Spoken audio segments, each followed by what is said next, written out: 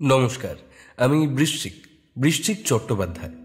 আপনারা সকলেই জানেন যে আমি একজন আদ্যপান্ত লেখক, একজন অকৃতদার বই পাগল মানুষ। ডোভার লেনের এই বাড়িতে আমাদের ঝুট ঝামেলাহীন জীবন দিব্যি কেটে যায়। সম্প্রতি কলেজ স্ট্রিটে একটি বইয়ের দোকানও করেছি রুদ্রর সহায়তায়। আমার বন্ধু রুদ্রপ্রিয় গিরি একজন বেসরকারি গোয়েন্দা। একবার শহরের নামকরা ব্যবসায়ী গিরিজানাথের ছেলে উদয়নাথ হত্যাকাণ্ডের তদন্তের ভার পড়েছিল রুদ্রর ওপরে। বইপ্রেমী গিরিজানাথের বাড়িতে আমার যাতায়াত ছিল। একদিন তার ছেলে উদয়কে হঠাৎ তার নিজের ঘরে মৃত অবস্থায় পাওয়া গেল। প্রাথমিক তদন্তে ধরা পড়ে বিষপানে মৃত্যু হয়েছে। তবে প্রথমে আত্মহত্যা মনে হলেও পরে রুদ্রপ্রিয় অনুসন্ধান চালিয়ে প্রমাণ করেছিল ওটা আত্মহত্যা নয়, উদয়কে হত্যা করা হয়েছে। যাই হোক, অনুসন্ধান চলাকালীন একদিন রাস্তায় রুদ্রপ্রিয়র ওপর আততায়ী আক্রমণ চালায়। সে সময় আমি ব্ল্যাক বেল্ট না হলেও কলেজে পড়াকালীন ক্যারাটের যা কৌশল আয়ত্ত করেছিলাম, সেদিন সেই কায়দাটা প্রয়োগ করতেই আততায়ী ভেগে যায়। ডোভার লেনের দোতলার বারান্দায় বসে এতক্ষণ অতীতের স্মৃতিচারণ করছিলাম। ওদিকে সেই সকাল থেকেই খবরের কাগজ হাতে বৈঠকখানার তক্তপোষে হেলান দিয়ে ঠায় বসে আছে রুদ্রপ্রিয়। কি একটা খবর যেন খুঁটিয়ে খুঁটিয়ে পড়ছে। ঠিক পড়ছে নাকি পড়তে পড়তে কিছু চিন্তা ভাবনাও করছে, তা বোঝার উপায় নেই। হাতের সিগারেটটাও কখন নিভে গেছে সে খেয়ালও আজ নেই তার। ইতিমধ্যে বৌঠান বার দুয়েক উঁকি মেরে দেখে গেছে, খুক খুক করে কেসেওছে কয়েকবার। তবু রুদ্রর কোনো ভ্রুক্ষেপ নেই সেদিকে। শেষে দরজার কাছে দাঁড়িয়ে রুদ্রকে শুনিয়ে শুনিয়ে বলল, এই যে ঠাকুরপো, লুচি আলুর দম ঠান্ডা হতে চলিও, খেয়ে নাও এবার, আমার ওদিকে মেলা কাজ পড়ে আছে। নমস্কার, টিম থ্রিল চার্জারে আপনাদের সকলকে জানাই আরেকবার স্বাগত। আমাদের আজকের নিবেদন লেখিকা মৈত্রী চ্যাটার্জির কলমে গোয়েন্দা রুদ্রপ্রিয়র রহস্য অ্যাডভেঞ্চার কাহিনী রাজরত্ন রহস্য। আজকের গল্পের সূত্রধার ও গল্প পাঠে আমি অভিক। গোয়েন্দা রুদ্রপ্রিয়র চরিত্রে দীপম, অন্যান্য চরিত্রে বর্ণালী, দিব্যেন্দু গোস্বামী, দেবাঞ্জন, অভিক, কৌশিক, সৌরভ সাহা, সৌরভ রায় ও দেবযানী। শব্দ সংযোজনে সুদেষ্ণা। আবহ নির্মাণ কৌশিক বসু। প্রচ্ছদ নির্মাণ শ্রাবণ্য ফ্রম স্ক্রিবলিং মাইন্ড। তাহলে চলুন শুরু করা যাক আমাদের আজকের কাহিনী লেখিকা মৈত্রী চ্যাটার্জির কলমে গোয়েন্দা রুদ্রপ্রিয়র রহস্য অ্যাডভেঞ্চার রাজরত্ন রহস্য। রুদ্র কিন্তু একবারও কাগজ থেকে মুখ তুলল না, অথচ তার মুখভঙ্গি দেখে টের পেলাম ভিতরে ভিতরে যুদ্ধের প্রস্তুতি চলছে। নির্ঘাত আমার অজান্তে কিছু একটা ঘটেছে, এসব তারই লক্ষণ। আমি নিজের মনে হাসলাম। ওদের খুনসুটি দেখে আমার ছুটির দিনগুলো ভালোই কেটে যায়। এমন সময় ঝনঝন করে টেলিফোনটা বেজে উঠল হঠাৎ। বন্ধুবরের তবুও কোনো হেলদোল নেই। আমিও নিস্পৃহ হয়ে বসে রইলাম। জানতাম এ নিশ্চয়ই রুদ্রর ফোন। আমি বসে আছি দেখে আমার দিকে জ্বলন্ত দৃষ্টিতে তাকিয়ে নিজেই ফোনটা ধরল শেষে। বুঝলাম একটু পরেই বাড়িটা কুরুক্ষেত্রে পরিণত হবে। যাই হোক, আমি কান খাড়া করে কথাবার্তা শোনার চেষ্টা করলাম। ওপারে কি বলছে তা কানে আসছে না, শুধু এ প্রান্তের কয়েকটা কথাই শুনতে পেলাম। হ্যাঁ, নমস্কার। হ্যাঁ, আমি রুদ্রপ্রিয় গিরি বলছি। হ্যাঁ হ্যাঁ, ওনার সাথে খুব ভালো পরিচয় আছে। ও আচ্ছা আচ্ছা, হ্যাঁ নিশ্চয়ই। আরে এ তো সৌভাগ্যের কথা। হ্যাঁ, কটার ট্রেন বললেন? তরশু ভোরে? ও আচ্ছা, টিকিট কাটা আছে? হ্যাঁ হ্যাঁ, স্বচ্ছন্দে। তাহলে তরশু দুপুরে গিয়ে পৌঁছাচ্ছি, গিয়ে আপনাকে ফোনে সব জানাবো। আচ্ছা আচ্ছা, অশেষ ধন্যবাদ। হ্যাঁ, নমস্কার। রুদ্রর চোখ মুখ উজ্জ্বল হয়ে উঠেছিল। আমি সাহস করে জিজ্ঞেস করলাম, কার ফোন ছিল ভায়া? নতুন কোনো কেস নিলে নাকি? ডিএসপি অর্জুন পান্ডের ফোন। উনি আগামীকাল দিল্লি যাচ্ছেন। বৃশ্চিক, তুমি তো জানোই পান্ডেজি আমাকে অত্যন্ত পছন্দ করেন, তাই উনি আমাকে একটা বিশেষ কাজের দায়িত্ব দিয়েছেন। তরশু আমাকে ভুবনেশ্বর রওনা দিতে হবে। গোছগাছ করে নাও, হাতে বেশি সময় নেই। আমার যোগ্য সহকারী হিসাবে তোমার টিকিট একেবারে পাকা। বেশ জোর গলাতেই শেষের কথাটা বলে আবার খবরের কাগজটা মুখের উপর টেনে নিল রুদ্রপ্রিয়। আমি আসন্ন ঝড়ের অপেক্ষায় রইলাম। হিসাবে কোনো ভুল ছিল না। কয়েক সেকেন্ডের মধ্যেই বউঠানের পায়ের শব্দ শুনতে পেলাম। মুখ ঝামটা দিয়ে বলে গেল, ঘরের খেয়ে কেবল বোনের মোষ তাড়ানো। কবে থেকে বলছি আমাকে একটু বেড়াতে নিয়ে চলো, দিবারাত্র ওই হেসেল ঠেলে আমি জিরবার হয়ে যাচ্ছি। তা সেদিকে বাবুর কোনো হুঁশ আছে? কোথাও নিয়ে যাবার মুরত যখন নেই, তাহলে আমাকে আবার ঠান্দিদির বাড়িতে রেখে এসো। যেই চুলে যেতে হয় তারপর তোমরা চলে যাও। তোমার ধুঁয়ো ধরা একজন তো আবার তোমার সাথেই আছে। শেষের কথাটা যে আমাকেই কটাক্ষ করে বলা হলো তা ভালোই বুঝলাম। তবু পরিস্থিতি সামাল দিতে বললাম, কি ছেলে মানুষই শুরু করেছো তোমরা? হ্যাঁ, থামো এবার। আমি কিছু শুরু করিনি। যিনি এই বাঘ বিতণ্ডার মূলে আছেন তার যা মন চায় তাই করুক। তিনি যেন একাই চলে যান, আমার সময় হবে না। আর তিনি যদি মনে করেন তাহলে আমাদের সাথেও যেতে পারেন, টিকিট পেতেও অসুবিধা হবে না। পাণ্ডেজি জানিয়েছেন সে কথা। এখন আমাকে একটা জরুরি কাজে বেরোতে হবে। বৃশ্চিক, তুমি যদি যেতে চাও তো চলো, না হলে আমি একাই চললাম। বলেই গটগট করে ঘর থেকে বেরিয়ে যাচ্ছিল রুদ্রপ্রিয়। বউঠান কোনো উত্তর না দিয়ে হেসেলে চলে গেল। বুঝলাম বরফ গলেছে। আমি রুদ্রর হাত ধরে ঘরে টেনে আনলাম। 5 মিনিটের মধ্যেই বউঠান এসে দুজনের হাতে চায়ের কাপ তুলে দিয়ে হাসি মুখে বলল, বলছি আমার জন্য একটা স্কার্ফ এনো, ওই হালকা শীতে পরার মতন। রুদ্র গম্ভীর স্বরে বলল, বেশ, আনবো। আর কিছু লাগলে এখনই বলে দাও, এরপরে কিন্তু আর সময় পাবো না। কাল পরশু অন্য কাজে ব্যস্ত থাকতে হবে আমাকে। ওদের কথাবার্তা শেষ হতে দুজনে বেরিয়ে পড়লাম। রাস্তায় বেরিয়ে জিজ্ঞেস করলাম, ভায়া, ব্যাপারখানা কি? কিসের জরুরি কাজ? পাণ্ডেজির নির্দেশ মতন ওনার বাড়িতে গিয়ে সেক্রেটারি বিমল বাবুর সাথে দেখা করতে হবে। বাস স্ট্যান্ডে গিয়ে দাঁড়াতেই বাস এসে গেল, তাই আমি আর কথা বাড়ালাম না। রুদ্রর সাথে চুপচাপ বাসে উঠে পড়লাম। পাণ্ডেজির বাড়ির বাইরে দুজন প্রহরী দাঁড়িয়েছিল। রুদ্রপ্রিয় পরিচয়পত্র দেখাতেই তারা আমাদের খাতির করে ভিতরে নিয়ে গেল। কিছুক্ষণের মধ্যেই বিমল বাবু এসে গেলেন। বিমল বাবু লোকটি বেশ অমায়িক স্বভাবের। পাণ্ডেজি বিপত্নী, আর বিমল বাবু আমার মতোই অকৃতদার। পরিচয় পর্ব সেরে আমাদের বসতে বলে উনি দরজার কাছে গিয়ে কাউকে ডেকে চা জলখাবারের কথা বললেন। রুদ্রপ্রিয় বলল, বিমলবাবু, আমরা এই মাত্র প্রাতরাশ সেরে এসছি, আপনি শুধু চা দিতেই বলুন। বিমলবাবু মাথা নেড়ে বেরিয়ে গেলেন। কিছুক্ষণের মধ্যে ট্রেতে করে চা আর নিমকি নিয়ে এলেন, সাথে কড়া পাকের জল ভরা সন্দেশ। আমরা সেগুলোর সদ্ব্যবহার করতে শুরু করলাম। রুদ্রপ্রিয় চায়ে চুমুক দিয়ে বলল, বিমলবাবু, পাণ্ডেজি কি টিকিটের সাথে আর কিছু দিয়ে গেছেন আপনাকে?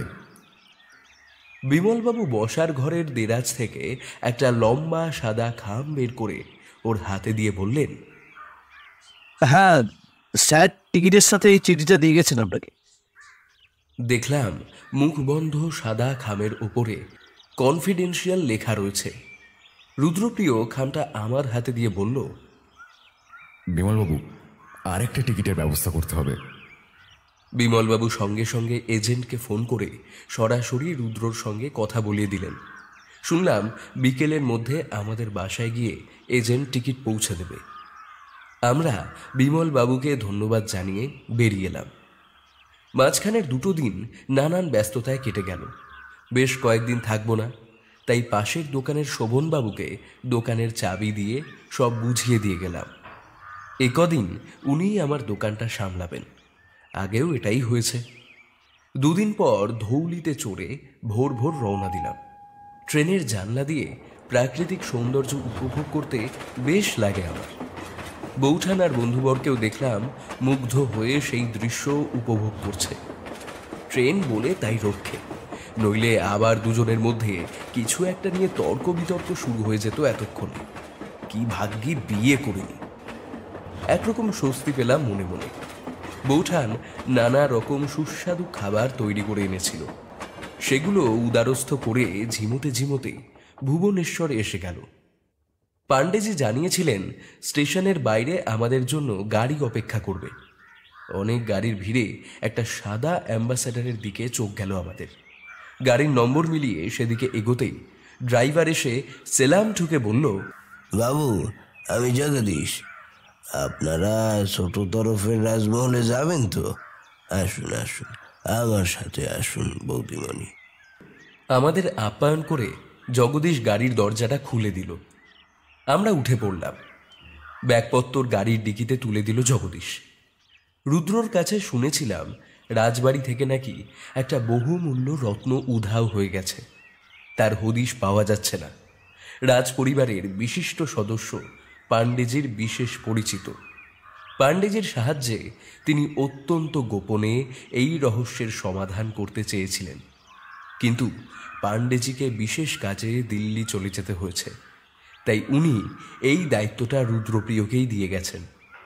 রাজবাড়ির মূল ফটকের সামনে দুজন পেয়াদা দাঁড়িয়েছিল। আমরা গাড়ি থেকে নামতেই সালাম ঠুকে গেট খুলে দিল। রাজবাড়ির পরিবেশ ও প্রাকৃতিক সৌন্দর্য ভাষায় প্রকাশ করা যায় না। আমাদের যে ঘরটিতে বসতে দেওয়া হলো তার চারিদিকের দেওয়াল সুদৃশ্য কাঁচে মোড়া। রাজকীয় গদি আটা চেয়ারে বসে বেশ রাজা রাজা লাগছিল নিজেকে। সিলিং থেকে অপূর্ব কারুকার্য করা ঝাড়বাতি ঝুলছে, যা বহু যুগ ধরে রাজবাড়ির ঐতিহ্য বহন করে চলেছে। কালচক্রে রাজমহল দ্বিধা বিভক্ত হয়েছে। আমরা এসেছি ছোট রাজার মহলে।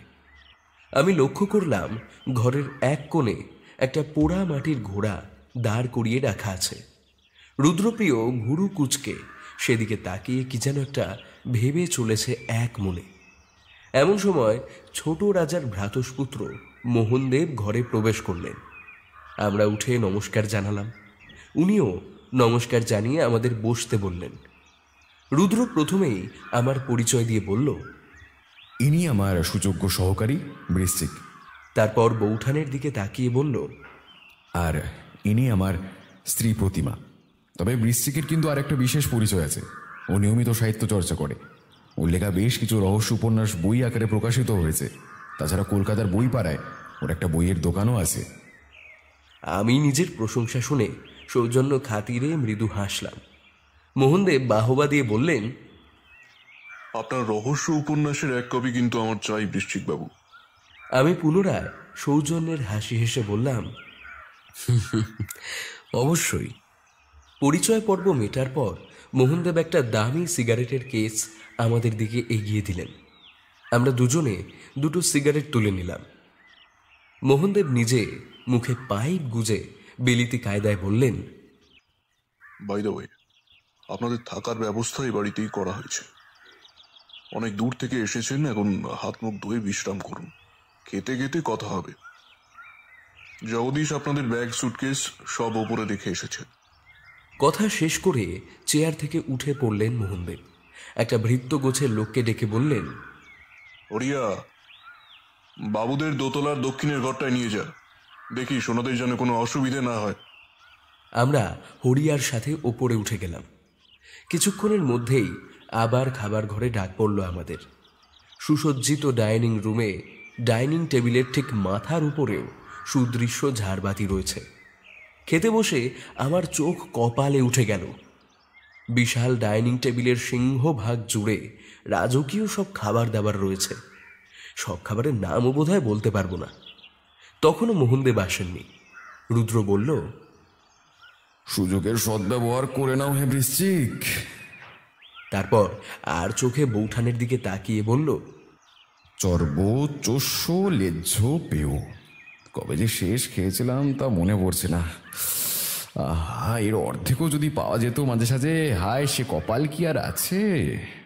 রুদ্রর এই কথায় আমি মনে মনে প্রমাদ গুনলাম, এক্ষুনি আগ্নেয়গিরি ফেটে পড়ল বলে। বৌঠান যথারীতি রেগে মেগে কিছু একটা বলতে যাচ্ছিল, ইতিমধ্যে মোহনদেব চলে আসায় সে আবার শান্ত হয়ে বসল। আমিও হাঁফ ছেড়ে বাঁচলাম। মোহনদেব বেশ রাশভারী মানুষ, তবে কথাবার্তা সোজাসাপটাই বলেন। আমরা ইতস্তত করছি দেখে বললেন, নিন এবার খাওয়া শুরু করুন, বেলা অনেক হয়ে গেল যে। আমরা খেতে শুরু করলাম। খেতে খেতে মোহনদেব বললেন, আমার জ্যাঠামশাই রাজা কৃষ্ণদেব বর্তমানে মণিপুরে রয়েছেন। এস্টেটের কিছু কাজ নিয়ে উনি গত শনিবার ইম্ফলে যান। ওখানে যাওয়ার বেশ কিছুদিন আগে গাড়ি পাঠিয়ে কোনারকের বাসিন্দা স্বনামধন্য শিল্পী সুধীর ব্রহ্মকে এখানে আমন্ত্রণ জানিয়ে নিয়ে আসেন। সুধীর কাকা জ্যাঠামশাইয়ের বিশেষ পরিচিত। জ্যাঠামশাইয়ের নির্দেশ মতন সুধীর কাকা ওনার একটি পোর্ট্রেট তৈরি করে দিয়েছিলেন। বালির ভাস্কর্যে তৈরি সূক্ষ্ম কারুকার্যে মোড়া ওই অসাধারণ পোর্ট্রেটটির মতন কোনো ছবি সমসাময়িক আর কোনো রাজার বাড়িতে শোভা পায়নি এখন অবধি। জ্যাঠামশাই অত্যন্ত খুশি হয়ে পারিশ্রমিক হিসেবে সুধীর কাকাকে একটা মূল্যবান হিরে উপহার দেন। তারপরেই উনি ইম্ফল যাত্রা করেন। আমি শৈশবেই অনাথ। জ্যাঠামশাই বিবাহ করেননি, উনি আমাকে পুত্র স্নেহে লালন পালন করেছেন। গতকাল কোনারকের চন্দ্রভাগা বিচে আন্তর্জাতিক বালি শিল্প প্রতিযোগিতা অনুষ্ঠিত হয়েছে।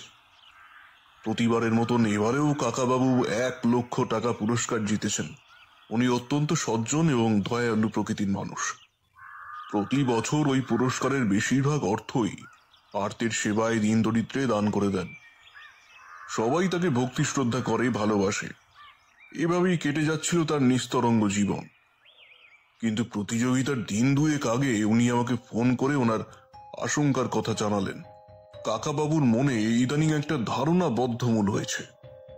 উনি মনে করেন ওনাকে হত্যা করে জ্যাঠামশাইয়ের দেওয়া সেই বহুমূল্য রত্নটা কেউ হাতিয়ে নিতে চাইছে, তাই উনি সেটা জ্যাঠামশাইকে ফেরত দিয়ে দিতে চান। আমি কাকাবাবুকে অনেক বুঝিয়ে শান্ত করেছি, কিন্তু আমি নিজেও বড়ই দুশ্চিন্তায় আছি, বুঝলেন। কাকাবাবুর আশঙ্কা যদি সত্যি হয় তাহলে বিপদ ঘনিয়ে আসতে বেশি দিন লাগবে না। রুদ্রপ্রিয় বাবু, আপনি ওই রত্নটি আপনার জিম্মায় রেখে দিন। জ্যাঠামশাইয়ের অনুপস্থিতিতে কাকাবাবুর সব রকম নিরাপত্তার দায়িত্বভার আমি আপনাকেই দিতে চাই, আর সেই কারণেই আপনাকে ডাকা। আপনি চিন্তা করবেন না মোহনদেব বাবু, আমি যথাসাধ্য চেষ্টা করব। খাওয়া দাওয়ার পর দোতলায় ওঠার মুখে মোহনদেব ওর হাত দুটো ধরে আকুতি করে বললেন, আপনি কাকাবাবুকে বাঁচান রুদ্রপ্রিয় বাবু। তদন্তের স্বার্থে যা করতে হয় তাই করুন। যখন যা প্রয়োজন হবে নির্দ্বিধায় বলবেন, আর পারিশ্রমিক নিয়ে কোনো চিন্তা করবেন না। ছি, এভাবে বলবেন না মোহনদেব বাবু। পারিশ্রমিক আমার কাছে বড় কথা নয়, কোনো মানুষের জীবনের থেকে তো কখনোই নয়। তাছাড়া এমন একজন দেবতুল্য মানুষের সংস্পর্শে আসা তো আমার সৌভাগ্যের ব্যাপার। আমি ওনার নিরাপত্তার সব রকমের ব্যবস্থা করব। মোহনদেব স্বস্তির নিঃশ্বাস ফেললেন। দোতলার ঘরে বসে রুদ্রপ্রিয় বলল, কেসটা নিয়েই নিলাম ঋষিক। আগামীকাল সকালেই আমাদের কোনারকে রওনা দিতে হবে। তোর বৌঠানকে বলে দিও অযথা জিনিসপত্র যেন না আবার বের করে। আমি ভয়ে ভয়ে সিঁড়ির দিকে তাকালাম। বৌঠান কাছে পিঠে কোথাও নেই দেখে স্বস্তি পেলাম। কিছুক্ষণ পর বৌঠান উঠে এলো। রুদ্রপ্রিয় ডায়েরিতে কি সব লিখছিল। হঠাৎ বলল, শোনো ঋষিক, কাল সকালে কোনারক যাচ্ছি। কেসটা মিটে গেলে সোজা শ্রীক্ষেত্র, তারপর বাড়ি। আমি আর চোখে বৌঠানকে দেখে নিলাম। তিনি তখন বাগান থেকে একটা চন্দ্রমল্লিকা তুলে এনে খোঁপায় গুছতে গুছতে গুনগুন করে গেয়ে চলেছেন।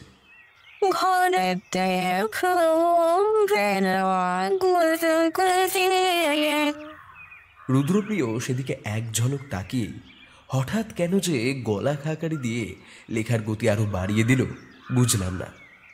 বৌঠানকে দেখলাম মুখ টিপে হাসছেন। সত্যি নারী চরিত্র বেজায় জটিল। ভুবনেশ্বর থেকে চন্দ্রভাগা বিচের দূরত্ব প্রায় 65 কিলোমিটার। পরের দিন ভোর ভোর আমরা রওনা দিলাম কোনারকের উদ্দেশ্যে। কোনারক পৌঁছে লজে সুটকেস ইত্যাদি রেখে রুদ্রপ্রিয় বলল, চলো আগে একবার চন্দ্রভাগা বিচে যাই। বসন্তের ফুরফুরে হাওয়ায় হাঁটতে বেশ ভালোই লাগছিল। আধ ঘন্টা লাগলো পায়ে হেঁটে বিচে যেতে। আমাদের লজটা সূর্য মন্দিরের কাছাকাছি। দুপুরে সূর্য মন্দিরে যাবার পরিকল্পনা আছে, কিন্তু রুদ্রপ্রিয় কেন শিল্পীর বাড়ি না গিয়ে প্রথমে বিচে যেতে চাইছে তা ভেবে আশ্চর্য হলাম। সকাল হলেও বিচটা এখনো বেশ নির্জন। ওদিকে রুদ্র আর বৌঠানের মনে তখন প্রেমের সঞ্চার হয়েছে। দুজনে হাত ধরাধরি করে হাঁটছে। আমি ইচ্ছে করেই পিছিয়ে পড়লাম। চন্দ্রভাগা বিচে তখনও এখানে ওখানে ছড়িয়ে আছে বালি শিল্পের অসাধারণ সব ছোট বড় নমুনা। বৌঠান অবাক চোখে সেগুলো দেখছিল। রুদ্রপ্রিয় আফসোসের সুরে বলল, এ বাবা, এই উৎসবটা দেখার সৌভাগ্য হলো না প্রতিমা। পরশুর টিকিট পেলেও চাক্ষুষ দেখা হতো। আমি তখন সবেমাত্র রুদ্রর বিচে আসার কারণটা জানতে চাইব ভাবছি, হঠাৎ কোন কোন বলে চেঁচাতে চেঁচাতে বিচের এক চাওয়ালা ছুটে এলো আমাদের দিকে। একটু দূরে কয়েকজন ট্যুরিস্ট বসে চা খাচ্ছিল। চিৎকার শুনে তারাও ছুটে এলো। তবে ভাগ্য ভালো এই যে কেউ চিনতে পারেনি আমাদের। কেসটা হাতে নেবার সময় পাণ্ডেজি ছদ্মবেশ ধারণের কথা বলে দিয়েছিলেন, যাতে রাজ পরিবারের অন্য কেউ রুদ্র বা আমাকে চিনে নিতে না পারে। বৌঠানকে নিয়ে সমস্যা ছিল না। তার মুখ প্রথম থেকেই স্কার্ফের আড়ালে ঢাকা এবং চোখে কালো সানগ্লাস আঁটা ছিল। একমাত্র মোহনদেব ছাড়া আর কেউ আমাদের ছদ্মবেশের কথা জানেন না। যাই হোক, চাওয়ালা হাঁফাতে হাঁফাতে কিছুটা দূরে পড়ে থাকা একটা বালি শিল্প দেখে বলল, চবি বাবুকে কেউ চোরা মেরে পাইলেছে গো। রক্তে রক্তে চারদিক বেসে গেছে একেবারে। তার কথা শুনে রীতিমতো চমকে উঠলাম আমরা। বৃশ্চিক, কুইক! আমায় ডেকে রুদ্র চোখের নিমেষে ওই চাওয়ালার সাথে দৌড়ে গেল অকুস্থলে। বৌঠানকে অপেক্ষা করতে বলে আমিও ছুটে গেলাম। দেখলাম একটা বেশ বড় আকৃতির বালি শিল্পের আড়ালে ডেড বডিটা উপুর হয়ে পড়ে আছে। মুখটা এক পাশে ফেরানো, চোখ দুটো খোলা। আমার বুকের ভিতর দ্রিম দ্রিম দামামা বাজছে। যিনি খুন হয়েছেন তার ছবি গতকালই রাজবাড়ির অ্যালবামে দেখেছি। নিহত শিল্পীর নাম সুধীর ব্রহ্ম। বালি শিল্পটি তাঁরই তৈরি। আমি রুদ্রপ্রিয়কে এর আগে কখনো হেরে যেতে দেখিনি, কিন্তু আজ তাকে মাথা নিচু করে থাকতে দেখে আমার মনটা খারাপ হয়ে গেল। রুদ্রপ্রিয় কিছুক্ষণ নীরবে থেকে একটা দীর্ঘশ্বাস ছেড়ে বলল, আমার হিসেব ভুল ছিল বৃশ্চিক। আমাদের গতকাল রাতেই চলে আসা উচিত ছিল, তাহলে তো এই হত্যাকাণ্ডটা ঠেকানো যেত। কোনারকের সূর্য মন্দির থেকে মাত্র 3 কিলোমিটার দূরে অবস্থিত এই চন্দ্রভাগা বিচ। প্রতি বছরের মতো এবারেও বালি শিল্প প্রতিযোগিতায় অংশগ্রহণ করেন শিল্পী সুধীর ব্রহ্ম। রুদ্র বলল, বিজেতাদের প্রতি বছর উড়িষ্যা ট্যুরিজমের তরফ থেকে ভারতীয় মুদ্রার 1 লক্ষ টাকা পুরস্কার দেওয়া হয়। প্রথম স্থান অধিকার করে সেই 1 লক্ষ টাকা পুরস্কার জিতে নেন শিল্পী। এখন ওই 1 লক্ষ টাকা আর রাজার দেয়া রত্ন দুটোই হাসিল করবে হত্যাকারী। খুব শিগগিরই সে শিল্পীর বাড়িতেও হানা দেবে, বুঝলে ভাইয়া? তুমি প্রতিমাকে নিয়ে লজে ফিরে যাও, আমি একবার লোকাল থানায় যাব। তাছাড়া মোহনদেবকেও খবরটা দেওয়া দরকার। রুদ্রর আদেশ অমান্য করার সাহস বা ধৃষ্টতা আমার নেই। অগত্যা বৌঠানকে নিয়ে লজে ফিরে এলাম। সেদিন দুপুরে আর সূর্য মন্দির দেখা হলো না। রুদ্র বলে গিয়েছিল তার ফিরতে দেরি হবে। আমরা সারাটা দিন ঘরে বসেই কাটালাম। সন্ধ্যের মুখে রুদ্র ফিরে এলো। ওকে দেখেই বুঝলাম অনেক ধকল গেছে ওর উপর দিয়ে। হাতে একটা প্যাকেট ছিল, সেটা টেবিলে রেখে হাত ঘড়িটা দেখে নিয়ে বলল, চলো একটু সমুদ্রের হাওয়া খেয়ে আসি, সাথে চা আর একটু ভাজাভুজি। তা সারাদিন নিশ্চয়ই পেটে কিছু পড়েনি? রুদ্রপ্রিয় ধরা গলায় বলল, প্রতিমা, মানুষটাকে রক্ষা করার দায়িত্ব আমাকেই দেওয়া হয়েছিল, অথচ আমি শুধু আমার একটু ভুলের জন্য তাকে বাঁচাতে পারলাম না। এই যে আমার কত বড় ব্যর্থতা, কি করে খাই বলো তো? গলা বুঝে এলো রুদ্রর। বৌঠান মাথা নিচু করে নীরবে রইলেন। কিছুক্ষণ পর বিহ্বলতা কাটিয়ে আমরা উঠে পড়লাম। বিচে যাওয়ার পথে রুদ্রপ্রিয় বলল, আমার কলেজের সহপাঠী রাঘবের কথা তোমাকে একদিন বলেছিলাম, মনে আছে বৃশ্চিক? খুব মনে আছে। হ্যাঁ, তো সেই রাঘবের বর্তমানে উড়িষ্যায় পোস্টিং, লোকাল থানার ইনচার্জ হিসেবে রয়েছে। ওকে পুরো ব্যাপারটা খুলে বললাম। শিল্পীর মৃতদেহ ময়না তদন্তে পাঠানো হয়েছে। হত্যাকারীকে খুঁজে বের করার ব্যাপারে রাঘব আমাকে সব রকম সাহায্য করবে বলেছে। আগামীকাল একবার শিল্পীর বাড়ি যেতে হবে। তুমি আমার সহকারী হয়ে যাবে, তবে আমাদের প্রকৃত পরিচয় গোপন থাকবে, কেমন? হত্যাকারী অত্যন্ত ধূর্ত, এবং আমার আন্দাজ যদি সঠিক হয় তাহলে সে হত্যাকারী লুকিয়ে আছে শিল্পীর পরিবার পরিজনের ভেতরেই। রুদ্রর অসাধারণ পর্যবেক্ষণ ক্ষমতা, দূরদর্শিতা আর ক্ষুরোধার বুদ্ধি দেখে আমি প্রতিদিন নতুন করে বিস্মিত হই। আজও তার ব্যতিক্রম হলো না। পরদিন সকালে উঠে দেখলাম বৌঠান পাশের ঘরের পরিবারটির সাথে গল্প গুজবে ব্যস্ত রয়েছেন। রুদ্র বলল, বৃশ্চিক, এখনই আমাদের একবার বিচে যেতে হবে, তারপর ওখান থেকে চলে যাব শিল্পীর বাড়িতে। চন্দ্রভাগায় গিয়ে দেখি সমুদ্র সৈকত একেবারে জনমানবহীন। অনেক দূরে কিছু লোকজন চোখে পড়ছে মাত্র। রুদ্রপ্রিয় চাপা স্বরে বলল, আজ থেকে বিচের উপর আমাদের সকাল বিকেল নজর রাখতে হবে, বুঝলে ভাইয়া? রাঘবের কাছ থেকে যা শুনলাম তাতে আমি নিশ্চিত মৃত্যু আসন্ন জেনেই শিল্পী রত্নটিকে অন্যত্র সরিয়ে ফেলেছিলেন। বাড়ির দেরাজ, আলমারি, সিন্দুক, ব্যাংকের লকার কোথাও নেই। পুরস্কারের 1 লক্ষ টাকাটাও উনি অ্যাকাউন্টে জমা করেননি। কেসটা ক্রমশ জটিল হয়ে উঠেছে।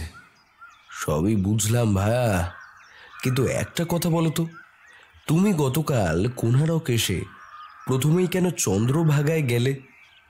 অনুসন্ধানের প্রথম পদক্ষেপ ওটাই ছিল। যেহেতু আন্তর্জাতিক বালি শিল্প প্রতিযোগিতার সাথে শিল্পীর পেশাগত সম্পর্ক ছিল এবং এই আশ্চর্য শিল্পকর্মের জন্যই তিনি রত্নটা পেয়েছিলেন, তাই ওনার সাথে সাক্ষাতের আগে সেই প্রতিযোগিতা এবং ওনার তৈরি শিল্পকর্মের নমুনা সম্বন্ধে একটা ধারণা তৈরির প্রয়োজন ছিল। তাই প্রথমেই চন্দ্রভাগায় গিয়েছিলাম। কথা বলতে বলতে রুদ্রপ্রিয় হঠাৎ কি যেন দেখে হাঁটার গতি আরো বাড়িয়ে দিল। কি হলো? নতুন কিছু দেখলে নাকি? কথাটা না বলে চটপটে এগিয়ে চলো বৃশ্চিক, হাতে সময় বেশি নেই। রুদ্র ছুটতে লাগলো, আমিও পিছু নিলাম।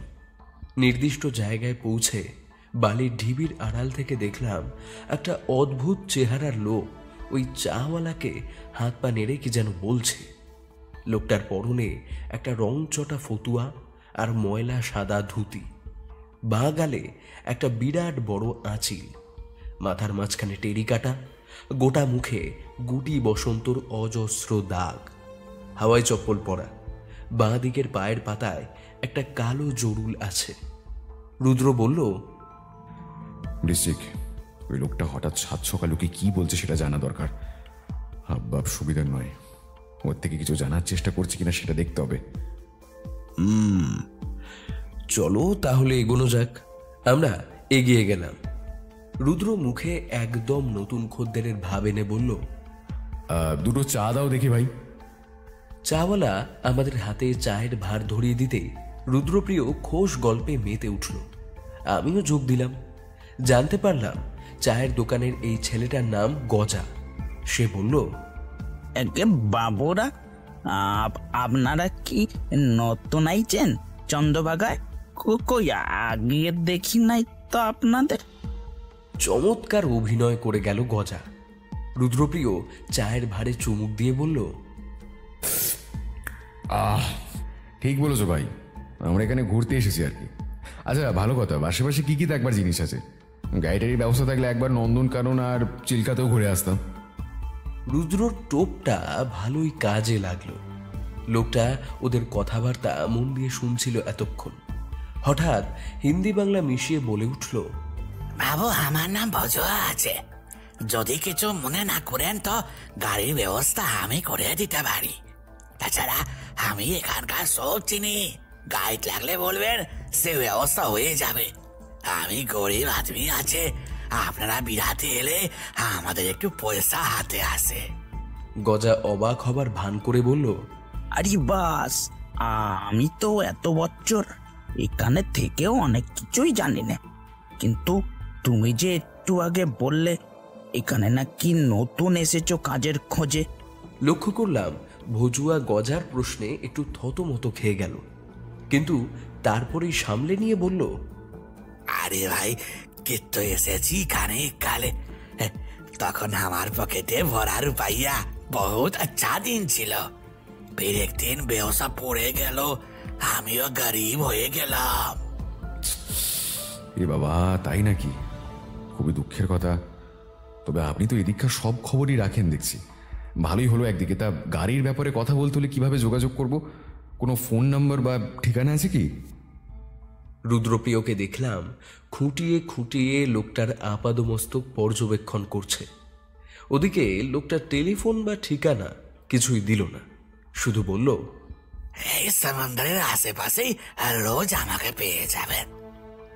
এরপর আরো কিছুক্ষণ কথাবার্তা বলে আমরা হাঁটা দিলাম লজের দিকে। কিছু বুঝলে ভায়া? এটা 1 নম্বরের চালবাজ। একদম ঠিক বলেছ।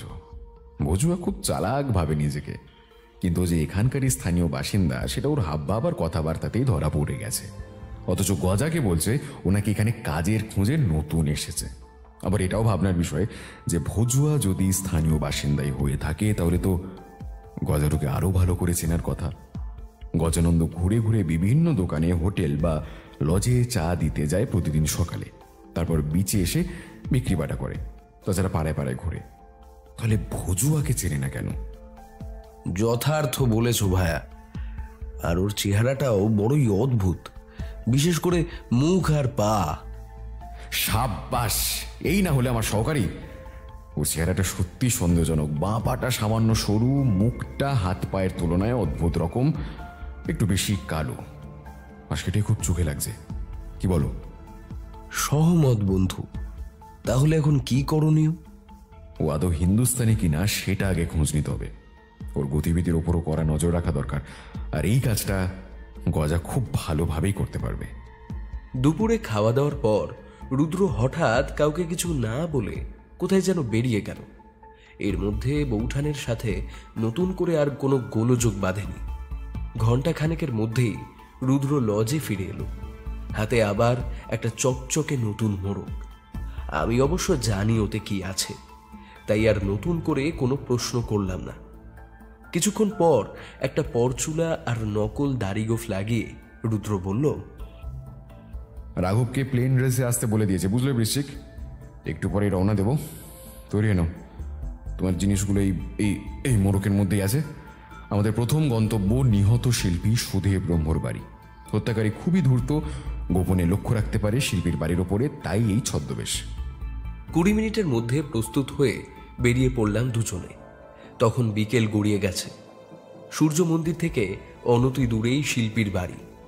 আমরা বাজারের মধ্য দিয়ে হাঁটতে শুরু করলাম। একটা ফলের ভ্যানের সামনে অফিসার ইনচার্জ রাঘব মহাপাত্র দাঁড়িয়েছিলেন। আমাদের দেখে না চেনার ভান করে সামনের দিকে এগিয়ে গেলেন। আমি জিজ্ঞেস করলাম, রাঘব কি আমাদের আগেই শিল্পীর বাড়িতে প্রবেশ করবেন ভায়া? হ্যাঁ, রাঘব যেহেতু শিল্পীর নিকট আত্মীয়, তাই ও বাড়ি তোর অবাধ বিচরণ। ফলে ওকে নিয়ে হত্যাকারীর মনে আলাদা করে কোনো সন্দেহ জাগবে না। আমি আর তুমি আরো আধ ঘন্টা পরে যাব। আপাতত বাজারেই ঘোরাফেরা করব আমরা। কিন্তু শিল্পীর বাড়িতে আমরা কি পরিচয়ে যাব? নিহত শিল্পীর আর্ট কলেজের সহপাঠী সেজে যাব আমরা। এই চরম দুঃখের দিনে ওনার পরিবারের সমব্যথী হিসেবে আমরা যাব। শিল্পীর একমাত্র কন্যা কথাকুলি দেবীর সাথে এ বিষয়ে আমার আগেই কথা হয়ে গেছে। রাঘবের উপস্থিতিতে বাড়ির সকল সদস্য এবং ভৃত্যদের সাথে কথাবার্তা হওয়া অত্যন্ত জরুরি। তাই এই পরিকল্পনা করা হয়েছে, বেরোবার সময় আমরা আগে বেরিয়ে যাব, রাঘব পরে বেরোবে। আচ্ছা, বুঝলাম। কিন্তু ভজুয়ার ব্যাপারটা নিয়ে আর কিছু ভাবলে? ভাবছি তো অনেক কিছুই, শুধু মেলাতে পারছি না। গজাকে সব বলা আছে, ও 2 দিন সময় চেয়েছে। এরপর আর কোনো কথা হলো না। পাকা আধ ঘন্টা পর আমরা আবার হাঁটতে শুরু করলাম। বাজার পেরিয়ে আরো মিনিট 10 হাঁটার পর অপূর্ব সুন্দর কারুকার্য করা একটা দোতলা বাড়ির সামনে গিয়ে হাজির হলাম। বাড়ির নাম শিল্পী নিকেতন। বেল বাজাতেই একজন ভৃত্য এসে দরজা খুলে দিল। কথাকলি দেবী রাঘবের সাথে ড্রয়িং রুমেই বসেছিলেন। আমাদের অভ্যর্থনা জানিয়ে সোফায় বসতে বলে ভিতরে চলে গেলেন। সুসজ্জিত বিশাল ড্রয়িং রুম, ঘরের মেঝে, দেওয়াল, সিলিং সর্বত্র শিল্পীর হাতের ছোঁয়া লেগেই আছে। অসাধারণ সব শিল্পকলা, অথচ সেই শিল্পী আর নেই। মনটা বড্ড খারাপ হয়ে গেল আমার। রাঘব একটা গদি একটা চেয়ারে বসে খবরের কাগজ পড়ছিল, বলা ভালো পড়ার ভান করছিল। সাবধানের মার নেই, তাই এই গোপনীয়তা। আমাদের দেখে কাগজটা একটু নামিয়ে আবার কাগজ পড়া শুরু করলো। ভৃত্য যোগু মাথা নিচু করে একপাশে দাঁড়িয়ে পায়ে পা ঘষছিল। দেখে মনে হলো ও কিছু বলতে চায় আমাদের। এমনিতেও যোগুর সাথে কথা বলতেই হতো, বহুদিনের পুরনো বিশ্বস্ত ভৃত্য। এরা মনিবদের অনেক গোপন তথ্য জেনে থাকে। সেরকম কিছু গোপনীয়তা শিল্পীর জীবনও ছিল কিনা তা জানা একান্ত প্রয়োজন। রুদ্রপ্রিয় যোগুকে দেখে আমাকে ইশারা করতেই দেওয়ালে ঝোলানো পেইন্টিংগুলো দেখার অছিলায় উঠে পড়লাম। যোগুকে ছবিগুলো দেখিয়ে এটা সেটা প্রশ্ন করতে করতে চাপা গলায় বললাম, যোগুদা, তুমি যদি কিছু জেনে থাকো নির্দ্বিধায় বলো। যোগুদা ধুতির খুঁটে চোখ মুছতে মুছতে নিচু গলায় বলল, বাবুর মতো মানুষ হয় না সাহেব। কত নাম দেন, তবু অনাথ আর গরিবদের জন্য তার প্রাণ খাদ্য। পুরস্কারের অর্ধেক টাকা তিনি প্রতি বছর বিলিয়ে দিতেন দরিদ্র আর অনাথদের মধ্যে। এত ভালো মানুষটাকে শেষে এভাবে চলে যেতে হলো। ইতিমধ্যে রুদ্রপ্রিয় উঠে এসেছিল। যোগুদা চাপা গলায় বলল, মারা যাবার 3 দিন আগে বাবু কার সাথে যেন ফোনে চিৎকার করে কথা বলছিলেন। রাগে উত্তেজিত হয়ে বলেছিলেন, তুই একটা মানা করিও পাবি না, যেটা চাইলি সেটা তো দূরের কথা, যা করার করে নে তুই। যোগুর কথা শুনে আমি আর রুদ্রপ্রিয় দুজনেই চমকে উঠলাম। এই কথা তুমি পুলিশকে জানিয়েছিলে? আগে না সাহেব। সে কি যোগুদা, তুমি কেন এই কথা আগে জানাওনি? খুব অন্যায় করেছো তুমি। এই কেসের দায়িত্ব ইন্সপেক্টর শাসমলকে দেওয়া হয়েছে। উনি এরপর যদি তদন্ত করতে গিয়ে তোমাকে সন্দেহ করেন, তখন কি হবে বলো তো? রাঘব যে কখন পিছনে এসে দাঁড়িয়ে সব কথা শুনছে এতক্ষণ তা খেয়াল করেনি যোগুদা। এখন রাঘবের গলা পেয়ে ভয়ে কাঁপতে কাঁপতে বলল, দাদা বাবু, বিশ্বাস করুন, আমি বাবা বিয়ে খুন করিনি। আমি তো এই পরিবারটাকে বাঁচাতে দিয়েছি শুধু। মানে? আচ্ছা যোগুদা, তুমি এখন ভিতরে যাও, আমি তোমার সাথে এই ব্যাপারে পরে কথা বলবো, কেমন? আগে বাবু। যোগুদা নিজের কাজে চলে গেল। রাঘব একটু মনক্ষুণ্ণ হলো, বলল, যোগুয়াকে ছেড়ে দেওয়াটা কি ঠিক কাজ হলো? সময় হলে সব জানতে পারবি। ইতিমধ্যে কথাকলি দেবী ড্রয়িং রুমে প্রবেশ করলেন। অত্যন্ত বিনীতভাবে বললেন, আমি ভীষণ দুঃখিত, দেরি হয়ে গেল অনেক।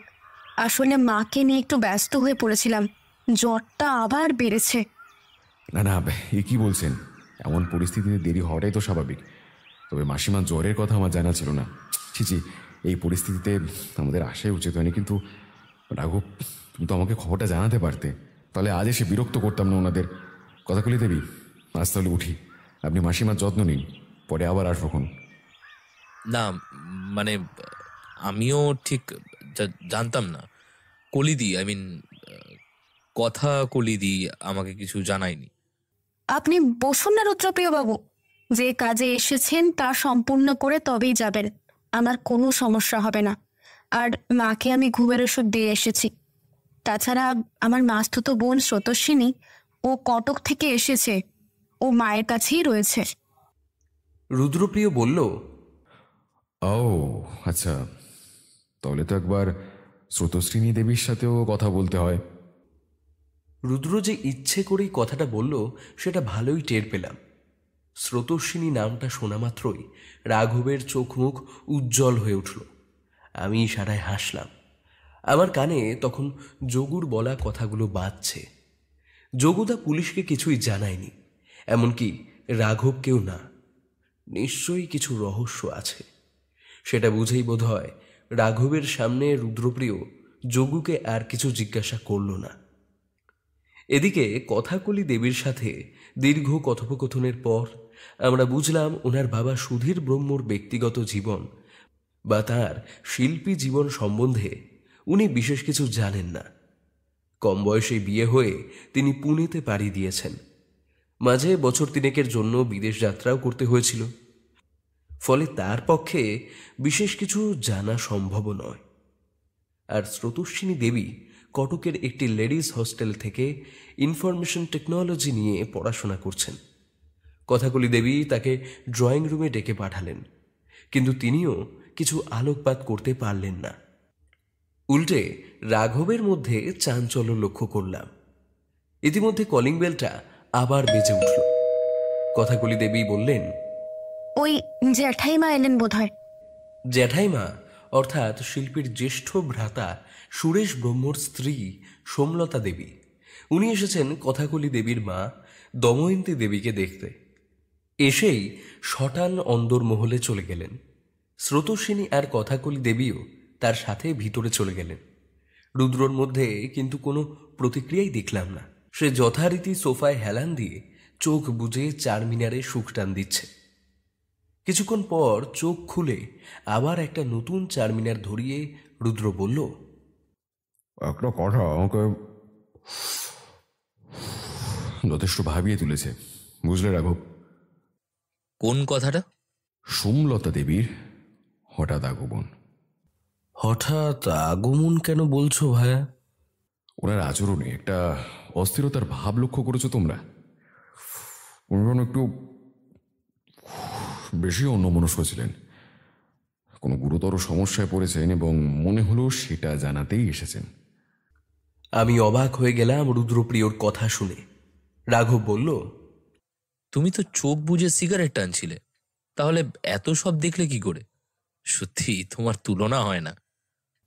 সোমলতা দেবীর ব্যাপারটা আমি খেয়ালই করিনি, তবে কথাকলি দেবী নিশ্চয়ই জেনে থাকবেন এ ব্যাপারে। আমার কথা শেষ হতে না হতেই সোমলতা দেবী ঘর থেকে বেরিয়ে কথাকলি দেবীর সাথে ড্রয়িং রুমে এসে বসলেন। যোগুদা এসে সকলের জন্য চা আর চিড়ে ভাজা দিয়ে গেল। নিন কাকাবাবু, আপনারা চাটা খেয়ে নিন। কথাকলি দেবীর মুখে কাকাবাবু ডাকটা শুনে প্রথমে আমার বিষম লেগে গেল।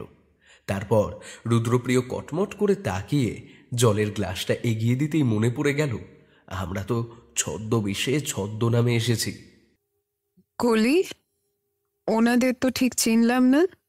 কথাকলি দেবী কিছু বলার আগেই রাঘব বলল, ওনারা মেসমশাইয়ের আর্ট কলেজের সহপাঠী এবং আমার বাবার বিশেষ পরিচিত। দুঃসংবাদটা পেয়ে কিছুক্ষণ আগেই ওনারা এসেছেন। ও আচ্ছা আচ্ছা, নমস্কার। রুদ্রপ্রিয় আর আমিও প্রতি নমস্কার জানালাম। জ্যাঠামশাইয়ের কোনো খবর পেলেন জ্যাঠাইমা? না, এখনো কোনো খবর পাইনি। কলকাতার কোনো অ্যাড্রেস জানেন কি? তাহলে লোক পাঠাতাম। না বাবা, ঠিকানা জানা নেই। ফোনটা হয়তো খারাপ হয়ে গেছে, কিন্তু অফিসের নাম্বারও তো থাকতে পারে, অথচ উনি কোনো খবরই দিচ্ছেন না। অন্য সময় হলে এত চিন্তা করতাম না, কিন্তু উনি তো এখনো সুধীরের খবরটা জানেন না। জানলে তো চলেই আসতেন। এখানে বলে রাখি, আগামী বৈশাখে রাঘবের সাথে কথাকলি দেবীর মাস্তুত বোন স্রোতস্বিনীর বিবাহের দিন স্থির হয়ে গেছে। সেই সূত্রে রাঘবের সাথে ব্রহ্ম পরিবারের ঘনিষ্ঠ আত্মীয়তার সম্পর্ক গড়ে উঠেছে। পূর্ব পরিকল্পনা মতন রাঘব আগাগোড়াই আমাদের সাথে অভিনয় করে গেল সোমলতা দেবীর সামনে। তাছাড়া বাড়িতে কয়েকজন দাসদাসীও রয়েছে, তাদের সবাইকে ফাঁকি দিতেই এই ব্যবস্থা। কি ব্যাপার রাঘব, কোনো সমস্যা?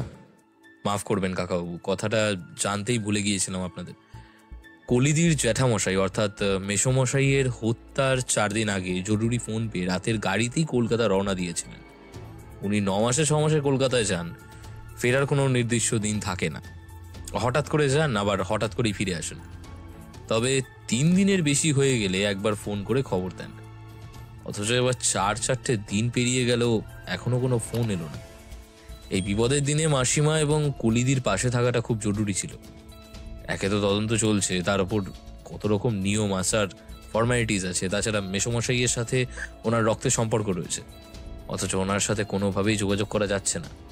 কলকাতায় পৌঁছে আমাকে ফোন করে জানিয়েছিলেন, কিন্তু তারপর থেকে আর কোনো হদিশ নেই। উনি এমনিতেই খুব কম কলকাতায় যান, আর গেলেও দিন 7 বেশি থাকেন না। আবার কখনো 3 দিনের মধ্যেই ফিরে আসেন। আসলে কাজ পাগল মানুষ তো, তাই ঠিকানা চেয়ে আর বিব্রত করি না। চিন্তার বিষয় বটে, হয়তো কোনো কাজে খুব ব্যস্ত হয়ে পড়েছেন, বলে এতদিন একটা টেলিফোন করতেন আপনাকে। আরও কিছু টুকটাক কথাবার্তা সেরে আমরা উঠে পড়লাম। তখন প্রায় 7টা বাজে। রাঘব ওখানেই রয়ে গেল। রাস্তায় বেরিয়ে রুদ্রপ্রিয় ফের একটা চারমিনার ধরিয়ে বলল,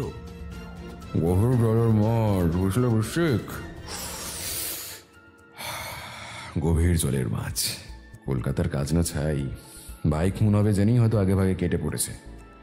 একটা এলিবাই তো চাই, তাই না? হত্যাকারী নিশ্চয়ই তার চেনা। অর্থের লোভে সব জেনেও মুখে কুলু পেটে উধাও হয়েছে। তবে সন্দেহের তীর ওনার দিকে গেলেও বিনা প্রমাণে ওনাকে দোষী সাব্যস্ত করা যাবে না। জোরালো প্রমাণ চাই। আগে জানতে হবে 2 ভাইয়ের মধ্যে কেমন সম্পর্ক ছিল, আর এই ব্যাপারে যোগুদাই একমাত্র সঠিক খবর দিতে পারবে। কিন্তু যোগুদার সাথে কথা বলতে গেলে তো আবার আমাদের শিল্পী নিকেতনে যেতে হবে। সে তো যেতেই হবে ভাইয়া, অনেক কিছুই এখনো স্পষ্ট নয়, ধোঁয়াশায় ভরা। কৌশলে সকলকে জেরা করতে হবে। এদিকে সন্দেহভাজন ব্যক্তি হিসেবে বজুয়াকেও কিন্তু বাদ দেওয়া যাবে না।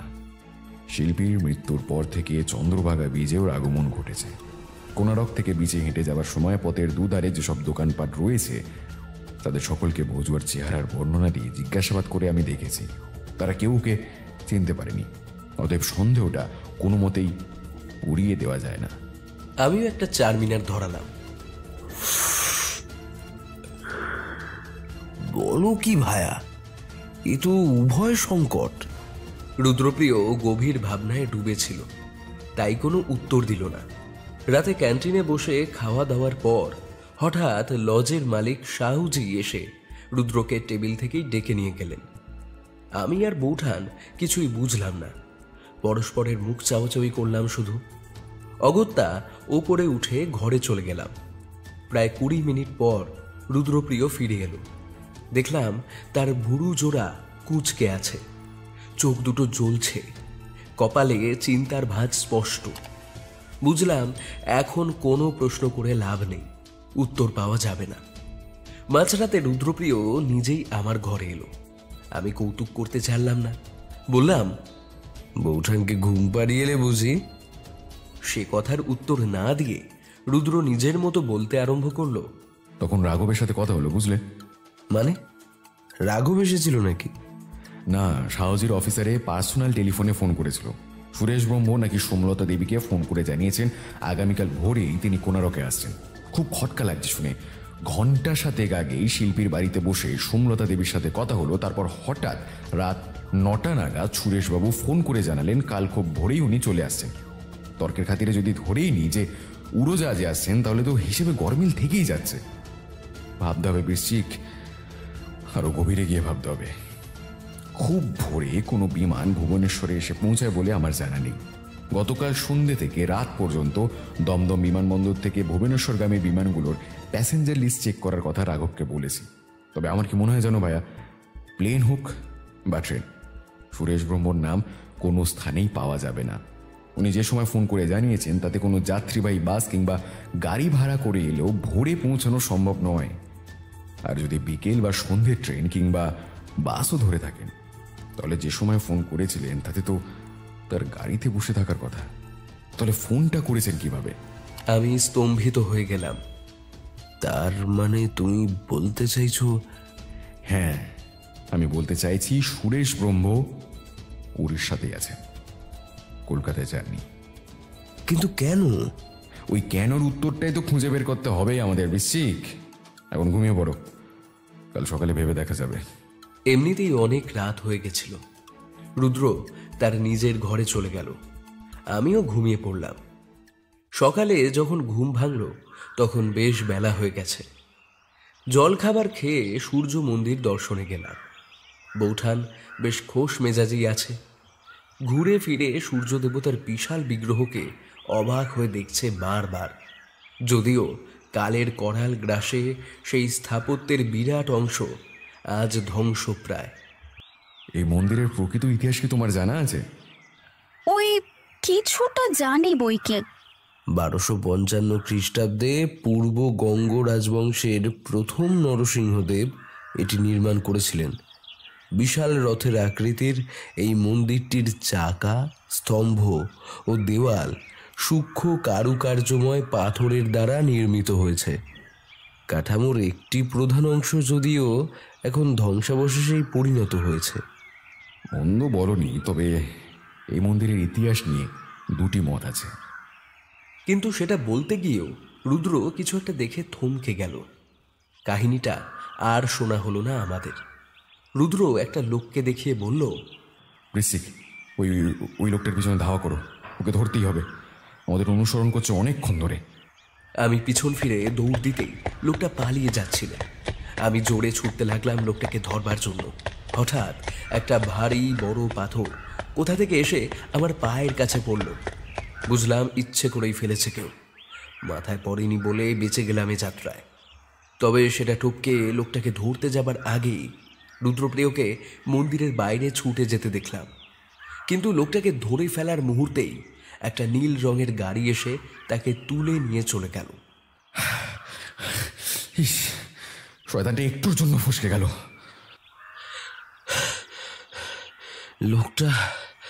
লোকটাকে ছিল বলো তো? ওর চেয়ারের আকৃতি আর হাবভাবের সাথে বজুয়ার যথেষ্ট মিল আছে। মুখ মাথা কাপড় দিয়ে ঢাকা ছিল বলে ভালোভাবে দেখতে পাইনি, তবে আমি নিশ্চিত ওটা ভজুয়াই ছিল। আমরা ঠিক পথে এগোচ্ছি, বুঝলে বৃশ্চিক? নকল সুরেশ ব্রহ্ম তো আজ ভোরেই এসে যাবার কথা। তবে নকল আসল যেই হোক, হিসেব মতো সে আজ বাড়িতেই থাকবে। তাই ভাবছি একবার সুরেশবাবুর বাড়িতে ছদ্মবেশে গেলে কেমন হয়। তদন্তের স্বার্থে তো যাওয়া যেতেই পারে। গিয়ে সরাসরি গোয়েন্দা বলেই পরিচয় দেব, আমাদের আসল নাম গোপন রেখে। লোকটার প্রতিক্রিয়া দেখতে চাই। পরিকল্পনাটা কেমন বলো তো ভাইয়া? মন্দ হবে না, চলো একবার বাজিয়েই দেখে আসি। নতুন বেশ ধারণ করে আমরা রওনা দিলাম নিহত শিল্পীর জ্যেষ্ঠ ভ্রাতা সুরেশ ব্রহ্মর বাড়িতে। দুই ভাইয়ের বাড়ির মধ্যে দূরত্ব একদমই বেশি নয়, বড়জোর 15 মিনিটের হাঁটা পথ। বেল বাজাতেই একজন গাট্টা গোট্টা কালো মতো লোক এসে দরজা খুলে দিল। লোকটার পরনে আকাশি রঙের ফতুয়া আর সাদা পায়জামা, তার সাথে পায়ে মোজা, চোখে রিমলেস চশমা, বাঁ দিকের গালে দুটো প্লাস্টার ক্রস করে লাগানো, মাঝখানটা উঁচু হয়ে আছে খানিকটা। নমস্কার, আমরা হেড অফিস থেকে আসছি, ডিটেকটিভ ডিপার্টমেন্টের লোক। আমি গোয়েন্দা সূর্যশেখর মহাপাত্র। মিস্টার সুরেশ ব্রহ্ম কি বাড়িতে আছেন? ওনার কাছে এসেছি, একটু দরকার ছিল। আমি সুরেশ ব্রহ্ম, বলুন কি দরকার? ও, আপনি মিস্টার সুরেশ ব্রহ্ম? নমস্কার, আসলে থানার ভারপ্রাপ্ত অফিসার রাঘব মহাপাত্রর বিশেষ পরিচিত আমি। বাই দ্য ওয়ে, ইনি আমার সহকারী মিস্টার গগনচন্দ্র মহালনবিশ। আপনার ভাইয়ের হত্যার ব্যাপারে কতগুলো প্রশ্ন ছিল। সুরেশ ব্রহ্ম আমাদের ভিতরে আসতে বলে দুটো মোড়া এগিয়ে দিলেন। আমরা বসে পড়লাম। তারপর বললেন, বেশ, কি জানতে চান বলুন। ভদ্রলোক একেবারে পাকা অভিনেতা। রুদ্রর সাথে কথা বলতে বলতে বারবার চশমা খুলে চোখ মুছছিলেন। লোকটা প্রচণ্ড ধূর্ত। চোখ মোছার সময় বেখেয়ালে একদিকের লিউকোপ্লাস্টটা সামান্য সরে গেল। আমি সেদিকে তাকাতেই সঙ্গে সঙ্গে সেটাকে জায়গা মতন বসিয়ে দিলেন। তারপরেই হঠাৎ হাত ঘড়িটা দেখে নিয়ে চেয়ার ছেড়ে উঠে দাঁড়িয়ে বললেন, দুঃখিত, একদম ভুলে গেছিলাম। আসলে আমার একটা জরুরি মিটিং আছে, একটু বেরোতে হবে আর কি। আপনারা বরং আগামীকাল আসুন। এরপর আর থাকা চলে না, অগত্যা বেরিয়ে আসতে বাধ্য হলাম। রুদ্রপ্রিয় বলল, মিটিংটা একটা অজুহাত মাত্র, ইচ্ছে করে ভাগিয়ে দিল আমাদের। বাড়িটার ওপর নজর রাখো বৃশ্চিক। আমি একবার চট করে দয়মন্তী দেবীকে দেখে আসি, তাছাড়া যোগদার সাথেও কথা বলতে হবে। ঠিক আছে, আমি এখানেই রইলাম, তুমি ঘুরে এসো। রুদ্র চলে গেল। পাড়াটা দিন দুপুরেও বেশ নিস্তব্ধ। আমি পাশেই একটা সরু গলির ভিতর ঘাপটি মেরে রইলাম। সুরেশ ব্রহ্ম সত্যিই বাড়ি থেকে বেরোয় কিনা তা দেখা দরকার। যদিও জানতাম এখনই বেরোবে না, কিংবা বেরোলেও ছদ্মবেশ নেবে, তাই লুকিয়ে বাড়ির গেটের দিকে নজর রাখলাম। প্রায় 40 মিনিট অপেক্ষা করার পর একটা কোকিল ডেকে উঠল। হঠাৎ করে শুনলে মনে হবে আশেপাশের গাছ থেকে কোকিল ডাকছে, কিন্তু ওটা যে আমার বন্ধুবরের ইঙ্গিত তা বুঝতে কোনো অসুবিধা হলো না। আমি ধীরে ধীরে গলি থেকে বেরিয়ে মোড়ের মাথায় চলে এলাম। দেখলাম একটা লম্বা মতন লোক আধময়লা প্যান্ট জামা পরে হেঁটে যাচ্ছে বাজারের দিকে। চিনতে ভুল হলো না আমার, আমিও তার পিছু নিলাম। সেই বাজারে ঢুকে একটা দোকানের সামনে দাঁড়িয়ে বিড়ি ফুঁকতে লাগলো। আমি সেদিকে গিয়ে একটু তফাৎ রেখে দাঁড়ালাম। কয়েক মিনিট পর ধোঁয়া ছাড়তে ছাড়তে সে আমার সামনে দিয়ে বলে গেল, যোগুকে দেখতে পেলে আটকে রেখো। এইটুকু বলে উধাও হয়ে গেল। তারপর আরও আধ ঘন্টা কেটে গেল। যোগু, রুদ্র কারোরই দেখা পেলাম না। কি করব ভাবছি, এমন সময় রুদ্র আমার পাশে এসে একটা প্লাস্টিক ব্যাগ দিয়ে বলল, ওই খালি টেম্পুটার আড়ালে গিয়ে আলোহনটা গায়ে জড়িয়ে জুতো জোড়া খুলে ব্যাগে ভরে নাও, প্যান্টটা হাঁটু অবধি তুলে নিও, তারপর আমাকে অনুসরণ করো। আমি রুদ্রর নির্দেশ যথাযথভাবে পালন করলাম। তবে এই ছদ্মবেশের কারণ কি তা জানা ছিল না। আমি চুপচাপ রুদ্রকে অনুসরণ করে হাঁটতে শুরু করলাম। রুদ্র আবার শিল্পীনিকেতনের দিকে যাচ্ছে দেখে বেশ অবাক লাগলো। রাস্তায় বেশি লোকজন ছিল না। রুদ্র সেই বাড়িতে গিয়ে বেল বাজিয়ে আমায় যেতে ইশারা করল। আমি এগিয়ে গেলাম। যে দরজা খুলে দিল তাকে দেখে ভূত দেখার মতো চমকে উঠলাম, এবং এই হঠাৎ ছদ্মবেশের কারণটাও বুঝতে পারলাম। দেখলাম দরজা খুলে খোদ সুরেশ ব্রহ্ম বুড়ো কুচকে তাকিয়ে আছেন। রুদ্র বিশ্রী খ্যান খ্যানে স্বরে বলে উঠল, এগে বাবু, আমরা কাজের জন্য এসি। ওই পুলিশ বাবু মানে রাঘব বাবু পাঠিয়েছেন আমাকে। উনি কইলেন এখানে নাকি নতুন কাম কাজের নোক লাগবে, তাই আমার ভাইয়ের নিয়ে এলুম বাটে। সুরেশ ব্রহ্ম বিরক্ত হয়ে কথাকলি দেবীকে ডেকে বললেন, রাঘবকে তোরা বড় মাথায় তুলেছিস কথা? ওকে কে বলেছে কাজের জন্য নতুন লোক পাঠাতে? তাও আবার এমন অপরিচ্ছন্ন লোকজনকে। যেমন কথাবার্তা তেমন পোশাক আশাকের ছিঁড়ি। কথাকলি দেবী বললেন, আচ্ছা জ্যাঠামশাই, আমি রাঘবের সাথে এ ব্যাপারে কথা বলছি। আসলে বাড়ির এই পরিস্থিতি, তার উপর যোগুদার শরীরটাও একদম ভালো যাচ্ছে না। ও তো ছুটি চাইছিল দেশে যাবার জন্যে। রাঘব কালই তো মাকে দেখতে এসেছিল। যোগুদার কথা শুনেই নতুন লোক পাঠিয়েছে। যোগুদা একটু বাজারে গেছে, ও আসুক, তারপর আমি কথা বলে রাঘবকে জানাচ্ছি। সুরেশ চলে গেল। আমিও হাঁফ ছেড়ে বাঁচলাম। রীতিমতন গরম লাগছিল আমার। ভালো করে হাত পা ধুয়ে চাদরটা মেঝেতে ছুঁড়ে ফেলে সোফায় এসে বসলাম। কথাকলি দেবী এত দুঃখেও কোনো মতে হাসি চেপে সিলিং ফ্যানটা আস্তে করে চালিয়ে দিলেন। রুদ্র ততক্ষণে পোশাক পরিবর্তন করে ফেলেছে। এরপর এক প্রস্থ কফি খেয়ে আমরা দময়ন্তী দেবীর ঘরে প্রবেশ করলাম। রুদ্র চৌকাঠে পা দিতে গিয়ে হঠাৎ থমকে দাঁড়ালো। দেখলাম দরজার মাথায় দেওয়ালের হুক থেকে ঝোলানো একটা বহু পুরনো গ্রুপ ফটোর দিকে রুদ্র এক দৃষ্টে তাকিয়ে আছে। কথাকলি দেবী সেদিকে তাকাতেই রুদ্র জিজ্ঞাসা করল, এই ফটোটা কবেকার কথাকলি দেবী? ছবিটার নেগেটিভ কিংবা এক্সট্রা কপি পাওয়া যাবে? এটা তো বাবার কলেজ জীবনের ছবি, মানে ওই আর্ট কলেজের সিনিয়র জুনিয়র সব ছাত্রছাত্রী ও সহপাঠীদের নিয়ে তোলা। বুঝলাম। ফটোটা 2 দিন আমার কাছে রাখতে চাই, সমস্যা হবে কি? বিন্দুমাত্র না, আপনি সানন্দে নিয়ে যান। রুদ্রপ্রিয় ধন্যবাদ জানিয়ে দময়ন্তী দেবীর সাথে কয়েকটা কথা সেরে উঠে পড়ল। কথাকলি দেবী ছবিটাকে একটা খামে ঢুকিয়ে রুদ্রর হাতে দিলেন। শিল্পীর বাড়ি থেকে বেরিয়েই বললাম, বাপরে, কি ভাগ্যে ছদ্মবেশটা ধরিয়েছিলে। রুদ্রপ্রিয় মুচকি হেসে বলল, তোমাকে অপেক্ষা করতে বলে আমি এখানেই আসছিলাম। হঠাৎ যোগুকে ব্যাগ হাতে বাজারের দিকে যেতে দেখলাম। যোগু অন্যমনস্ক ছিল, তাই আমায় দেখতে পাইনি। যেতে যেতে মনে হলো দেরিতে হলো সুরেশ ব্রহ্ম এ বাড়িতে একবার ঢু মারতে আসবে। ওর মিটিংয়ের কথাটা মিথ্যে বটে, তবে ওর বাড়ি থেকে বেরিয়ে গোয়েন্দা আর তার সহকারী এ বাড়িতে এসেছে কিনা তার খোঁজ নিতে ও যে কোনো সময় চলে আসতে পারে। এদিকে আজকের মধ্যে শিল্পী নিকেতনে না গেলে অনেক দেরি হয়ে যাবে।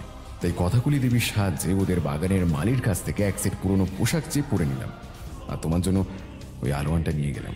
ঠিক করলাম চাকরের ছদ্মবেশে থেকে সবকিছু পর্যবেক্ষণ করব, তারপর সুযোগ বুঝে দয়ামুন্দি দেবীর সাথে কথা বলে নেব। তবে যা চেয়েছিলাম তার চেয়েও বেশি কিছু পেলাম, বুঝলে বৃশ্চিক? সত্যি তোমার চিন্তা ভাবনার আন্দাজের তুলনা নেই ভায়া। রুদ্র আমার কথাটা শুনতে পেল না নাকি শুনেও শুনল না তা বুঝলাম না। কি যেন একটা গভীর চিন্তায় ডুবে আছে সে। কয়েক মিনিটের মধ্যেই হঠাৎ নীরবতা ভেঙে ইউরেকা বলে চেঁচিয়ে উঠল। বলল, যোগুদার সাথে আমাদের পরেও কথা বললে চলবে ভায়া, কিন্তু এই মুহূর্তে গজার সাথে দেখা হওয়াটা খুব দরকার। গজার সাথে কথা বলে ফটোটা নিয়ে স্টুডিওতে যেতে হবে আমাদের, তাড়াতাড়ি পা চালাও। আমরা প্রায় ছুটতে ছুটতে বিচে গিয়ে হাজির হলাম। সেই হত্যাকাণ্ডের পর থেকে অকুস্থলে ব্যারিকেড করে দেওয়া হয়েছে। বিচের ওদিকে এখন কয়েকদিন ট্যুরিস্ট বা পাবলিকের যাতায়াত নিষিদ্ধ, প্রোহাইবিটেড এরিয়া লেখা আছে সেখানে। তাই কোনো লোক ছিল না সেখানে। রুদ্রপ্রিয় বলল, বৃশ্চিক এদিকে এসো, যদি হঠাৎ পুলিশ এসে হাজির হয় তাহলে আমার আই কার্ডটা দেখিয়ে দেব। গজা ইতিমধ্যে আমাদের দেখে চুপি চুপি চলে এসেছিল, তবে ভজুয়াকে কোথাও দেখতে পেলাম না। দেখো, শিল্পী সুধীর ব্রহ্মর তৈরি বালির ভাস্কর্যটা এখনো কেমন অক্ষত অবস্থায় আছে। দেখে যেন মনে হয় এই মাত্র তৈরি করা হয়েছে। কথাটা বলতে গিয়ে বুকের ভিতরটা হু হু করে উঠল আমার। তবে রুদ্রর হঠাৎ এদিকে আসার কারণটা কি জিজ্ঞেস করতে গিয়েও থমকে গেলাম। দেখলাম গজাকে পাহারায় রেখে রুদ্র ব্যারিকেডের তলা দিয়ে ঢুকছে। পরক্ষণে রুদ্র যে কাণ্ডটি ঘটালো তাতে আমার মস্তিষ্কের সমস্ত কার্যকারিতা বন্ধ হবার উপক্রম হলো। দেখলাম শিল্পীর তৈরি বালি শিল্পটি সে ভাঙছে। আমার বুকের মধ্যে তখন হাতুড়ি পিটছে কেউ। রুদ্রর মাথা খারাপ হয়ে গেছে নিক্ষা। এদিকে শিল্পীর নিজের হাতে গড়া এত সুন্দর ভাস্কর্যটি ভাঙতে গিয়ে মানসিক যন্ত্রণায় চোখ বুজে ফেলছে, তবুও ভেঙেই যাচ্ছে। কিন্তু ওর ভিতরেই যে আসল রহস্য লুকিয়ে আছে সেটা অচিরেই টের পেলাম আমি। সেই ভাস্কর্যের নিচে প্রায় 3 হাত বালি খুঁড়ে তার ভিতর থেকে রুদ্র তুলে নিয়ে এলো সূক্ষ্ম বালির কাজ করা একটা কাঠের তৈরি ছোট্ট চৌকো বাক্স, যাকে হঠাৎ করে দেখলে বালির মণ্ড বলেই ভুল হবে। সেটা হাতে নিয়ে রুদ্র আমার দিকে এগিয়ে এলো। আত্মতৃপ্তির হাসি লেগে আছে বন্ধুবরের ঠোঁটে। বাক্সটা একবার খুলেই বন্ধ করে দিল সে। ওই ক্ষণিকের দেখাতেই আমার মাথা ঘুরে গেল, চোখ ধাঁধিয়ে গেল পলকাটা হীরের গা থেকে ঠিকরে পড়া আলোর ছটায়। রুদ্রপ্রিয় বলল, আমার আন্দাজটা ঠিকই ছিল বৃশ্চিক। হত্যার হুমকি পাওয়ার পর ওনার কাছে হিরেটা লুকাবার মোক্ষম জায়গা এটাই ছিল। কিন্তু প্রশ্ন হচ্ছে, যে বা যারা হিরেটা হাতে নিতে চেয়েছিল তারা এখন কোথায়? চোখ বুঝলেই কতগুলো সন্দেহজনক চেহারা ভেসে উঠছে। তাদের ভিতর থেকে আসল হত্যাকারীকে খুঁজে বের করতে হবে। যোগদার সাথে কথা বললেই আমার আন্দাজটা আশা করি মিলে যাবে। আমি হাঁ করে চেয়ে রইলাম রুদ্রর মুখের দিকে। রুদ্র গজাকে 2টো স্পেশাল চা দিতে বলল। চা খেয়ে আমরা লজে ফিরে এলাম। রুদ্র হিরেটা রাখার দায়িত্ব আমাকে দিল। আমি আমার ঝোলার অতি গোপন খাপে সেটা ঢুকিয়ে রাখলাম। বৌঠানকে এখনই কিছু জানাতে নিষেধ করল রুদ্র। কিছুক্ষণ বাদে হঠাৎ রাঘব এসে হাজির হলো। সে টেলিফোন ভবনে সোর্স খাটিয়ে দেখেছে একটা বিশেষ নাম্বার থেকে প্রতিযোগিতার ঠিক 4 দিন আগে নিহত শিল্পীকে 2বার ফোন করা হয়েছে। প্রথম ফোন কলের সময়সীমা 0, মনে হয় ফোনটা কেউ তোলেনি। ওই একই নম্বর থেকে আধ ঘন্টা পর আবার দ্বিতীয় কলটা এসেছে। কল রেকর্ড বলছে পুরোপুরি 10 মিনিট কথা হয়েছে। হত্যাকারী আট ঘাট বেঁধে নামলেও কিছু কাঁচা কাজও করে রেখেছে। সে বোধহয় এতটা দূরদর্শী ছিল না ঠিক যতটা হলে রুদ্রপ্রিয়র কেশাগ্র স্পর্শ করা যায়। যাই হোক, রাঘব চলে যেতেই স্টুডিওর মালিক এসে রুদ্রর হাতে একটা চওড়া খাম দিয়ে গেল। আমরা পুরনো আর নতুন ফটোকপিগুলো পাশাপাশি রেখে খুঁটিয়ে দেখলাম। বহু পুরনো ছবি, সেভাবে ফুটিয়ে তোলা না গেলেও 2টো ছবির মধ্যে কিছুটা তফাৎ চোখে পড়ছে। শিল্পী সুধীর ব্রহ্মর ঠিক পিছনের সারিতে বাঁ দিকের শেষে যে লোকটা কোট প্যান্ট পরে দাঁড়িয়ে আছে তার চোখ মুখের আদল ভীষণ চেনা চেনা লাগছে আমার। রুদ্রকে দেখলাম মিটিমিটি হাসছে। ছবিতে সেই ধূর্ত চোখের চাহনি, চওড়া কপাল, গোটা মুখে গুটি বসন্তের দাগ, বা গালে চোখের নিচে একটা বড় আঁচিল, সবই বোঝা যাচ্ছে। যোগুদাকে খবর দেওয়া হয়েছিল আগেই। সাহাজি এসে খবর দিলেন যোগুদা লজের পিছনে ঝাউগাছের আড়ালে দাঁড়িয়ে আছে। আমরা সঙ্গে সঙ্গে নিচে নেমে গেলাম। রুদ্র বলল, যোগুদা, এবার সব কিছু খুলে বলো, কোনো ভয় নেই তোমার। আমাকে হুমকি দিয়ে রাখা হয়েছে সাহেব। বাবু যেদিন খুন হলেন সেদিন মাঝরাতে যখন সবাই ঘুমিয়ে পড়েছিল তখন হঠাৎ একটা ফোন আছে। ফোন তুলতেই অচেনা গলায় কেউ কেউ হুমকি দিয়ে বলল পুলিশের কাছে মুখ খুললে মা ঠাকুরার কুড়ি মায়ের ক্ষতি হয়ে যাবে, তাদেরও মেরে ফেলা হবে। এই ঘটনার 4 দিন আগে বাবুর কাছেও একটা ফোন এসেছিল যে রাজা বাবুর দেওয়ার রত্নটা চেয়েছিল, না পেলে মেরে ফেলার হুমকি দিয়েছিল। বাবু আমাকে সব বলে গেছেন, হিরেটা উনি কোথায় লুকিয়ে রেখেছেন সেটাও বলে গেছেন। বাবু বলেছিলেন উনি যদি হঠাৎ করে মারা যান আমি যেন সুযোগ বুঝে ওই হিরেটা নিয়ে রাজা বাবুর বাড়িতে চলে যাই। আর ওই পুরস্কারের 1 লক্ষ টাকাটা বাবু আমাকে দিয়ে গেছে। আমি ওই টাকাটা পিছনের বাগানে মাটির নিচে একটা হাড়ির ভেতর রেখে দিয়েছি। বাবু বলেছিলেন আমি যেন আমার প্রয়োজন মতন অর্থ নিয়ে বাকিটা দিন দরিদ্রকে বিলিয়ে দিই। যোগুদার গলা ধরে এসেছিল, ঝরঝর করে কেঁদে ফেলল। রুদ্রপ্রিয় দীর্ঘশ্বাস ফেলে বলল, শেষ অব্দি হিরেটাই কাল হয়ে দাঁড়ালো শিল্পীর জীবনে। কিন্তু রুদ্রপ্রিয়, রাজাবাবু তো শুনেছি অত্যন্ত গোপনে সেটা শিল্পীকে দিয়েছিলেন। হত্যাকারী খবরটা পেল কি করে? সঠিক প্রশ্ন করেছো ভাইয়া। আসলে রাজবাড়ির এক কর্মচারীর সাথে হত্যাকারীর যোগসাজশ ছিল। রাজারাজরার অঢেল সম্পত্তির কিছুটা হাতিয়ে নেবার উদ্দেশ্যেই কর্মচারীটা কাজে ঢুকেছিল। কর্মচারী আর হত্যাকারী দুজনেই শিল্পীকে ভালো করেই চেনে। রাজা অত্যন্ত খুশি হয়ে যখন শিল্পীকে হিরেটা উপহার দিয়েছিলেন, ওই শয়তান কর্মচারী লুকিয়ে আড়াল থেকে সব দেখে নেয় এবং হত্যাকারীকে সেটা জানায়। তারপরেই হত্যাকারী হিরেটা আত্মসাৎ করতে চেয়ে ফোন করে সরাসরি শিল্পীকে প্রাণের হুমকি দেয়।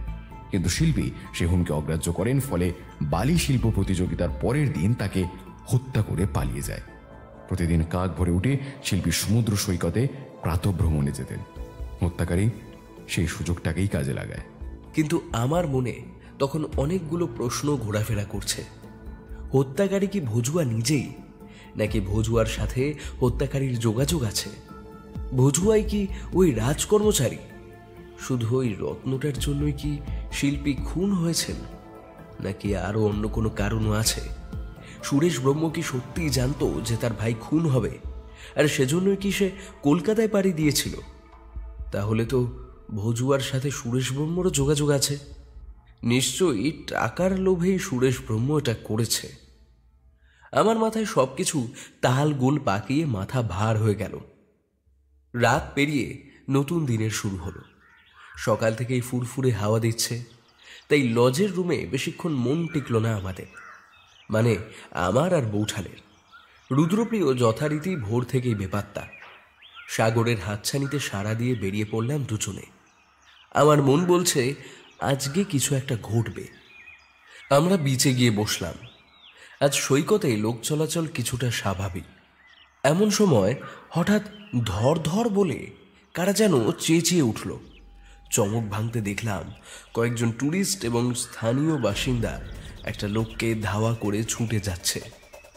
আমি বৌঠানকে কোথাও যেতে নিষেধ করে সেদিকে ছুটে গেলাম। স্পষ্ট দেখতে পেলাম ভজুয়াকে, সে ঘোড়ার মতো ছুটছে। রুদ্রপ্রিয় তার প্রায় কাছেই পৌঁছে গেছে, ধরে ফেলবে তখনই। ভজুয়া ঘোড়া নয়, সে কেবল ঘোড়া হবার নাটক করত। এসব ভাবতে ভাবতে ছুটছি, হঠাৎ একটা চিৎকারে সম্বিত ফিরে পেলাম আমি। দেখলাম রুদ্রর কপালের এক পাশ থেকে রক্ত ঝরছে। ভজুয়া ভারী কিছু দিয়ে আঘাত করে পালাচ্ছে, কিন্তু তার আগেই চাওয়ালা গজানন্দ এসে ঘায়েল করে ফেলল তাকে। ভজুয়া টাল সামলাতে না পেরে মুখ থুবড়ে পড়ে গেল ভেজা বালির ওপরে। ওদিকে পিছন থেকে রাঘব এসে ফায়ার বলতে আরেকটা গুলি ভজুয়ার কান ঘেঁষে বেরিয়ে গেল। কিন্তু রাঘবের ফোর্স তখনও গুলি করেনি। অপর লোকটা ছুটে পালাচ্ছিল। রাঘব এবার লোকটার পায়ে গুলি করে জখম করে দিল। ফোর্স তাকে গিয়ে ধরে নিয়ে এলো। রাঘব হ্যান্ডকাপ পরিয়ে দিল লোকটার হাতে। শুনলাম এই লোকটাই নাকি রাজবাড়ির সেই কর্মচারীটা। ভজুয়াকে সহায়তার উদ্দেশ্যে সে এসেছিল বটে, কিন্তু এখানে যে পুলিশ আর গোয়েন্দা প্লেন ড্রেসে ওঁত পেতে বসে আছে তা জানা ছিল না তার। ওদিকে রুদ্রপ্রিয় এসে এক টান মেরে ভজুয়ার মুখের মেকআপটা খসিয়ে দিল। যার মুখ বেরিয়ে এলো তাকে দেখে বাকিরা তো অবাক হয়ে গেলই। সবচেয়ে বেশি বিস্মিত হলো রাঘব নিজে। সে কয়েক মুহূর্তের জন্য ভাষা হারিয়ে ফেলেছিল ভজুয়াকে দেখে, থুরি সুরেশ ব্রহ্মকে দেখে। এবার রাগে উত্তেজিত হয়ে বলে উঠল, ছি জ্যাঠামশাই, শেষে আপনি এমন একটা জঘন্য অপরাধ করলেন। ছি। আনারি হাতের মেকআপ বুঝলে ভাইয়া রাঘব, অপরাধী গালের দাগগুলোকে পুরোপুরি ঢাকতে পারেন। কমলালেবুর খোসা বেটে তার সাথে আরো কয়েক কোচ কালির পরত দিয়ে মাস্ক লাগিয়েছিলেন মুখে, অথচ গলা কিংবা হাত পা মুখের মতন অতটা কালো করে উঠতে পারেনি, কিংবা সে কথা তার মনে পড়েনি। আঁচিলটা আসল এবং মাপে এতটাই বড় যে সেটাকে আড়াল করা যায়নি। তাই আমরা যখন সুরেশ ব্রহ্মর বাড়িতে যাই, উনি লিউকোপ্লাস্ট বেঁধে আমাদের সামনে এসেছিলেন। কথা বলতে বলতে একদিকে লিউকোপ্লাস্টটা সামান্য সরে গেছিল। বৃষ্টিগতটা খুঁটিয়ে না দেখলেও আমি ব্যাপারটা আন্দাজ করতে পেরেছিলাম। তবু পায়ে মোজা আর পরনে পায়জামা থাকায় পুরোপুরি নিশ্চিত হতে পারিনি। আরো কিছু প্রমাংশ হাতে নাতে ধরার অপেক্ষায় ছিলাম। তিনি এতদিন ভজুয়া সেজে ঘুরে বেড়াচ্ছিলেন। ওদিকে সূর্য মন্দিরে যে লোকটা আমাদের পিছনে ধাওয়া করেছিল ওর গোটা মুখটাই কাপড়ে ঢাকা ছিল, কিন্তু ও যখন বৃশ্চিকের তারাকে ছুটে বেরিয়ে গেল আমি ওকে ধরতে গেলাম, কিন্তু সেই মুহূর্তে একটা গাড়ি এসে লোকটাকে তুলে নিয়ে চলে গেল। ভজুয়া খোরা না হলেও ওর বাঁ পায়ে একটু সমস্যা ছিল, ডান পায়ের তুলনায় বাঁ পা একটু সরু। তাছাড়া পায়ের পাতা একটা কালো মতন জরুল বা জন্মদাগ ছিল। লোকটা যখন গাড়িতে উঠছিল ওর পায়ের দিকে আমার চোখ চলে গেল। ওটা যে ভজুয়ারি পা তা বেশ ভালোভাবেই টের পেয়েছিলাম। তারপর দয়মন্তী দেবীর ঘরের দেওয়ালে একটা গ্রুপ ফটো দেখে বেশ খটকা লাগলো, তাই ওটা নিয়ে স্টুডিওতে অ্যানালিসিস করতে দিলাম। ফলে অপরাধীকে চেনা আরও সহজ হয়ে গেল। ওনারা শেষ রক্ষা হলো না। খুনের 4-5 দিন আগে থেকেই জরুরি কাজ নিয়ে কলকাতায় যাবার নাটক করেছিলেন সুরেশ ব্রহ্ম। সুযোগ বুঝে প্রতিযোগিতার পরের দিন ভাইকে হত্যা করে ভজুয়া সেজে ঘুরে বেড়াতে থাকেন, কিন্তু পুলিশকে ধাপ্পা দিতে পারলেও এই শর্মার চোখকে ফাঁকি দেওয়া অত সহজ ছিল না।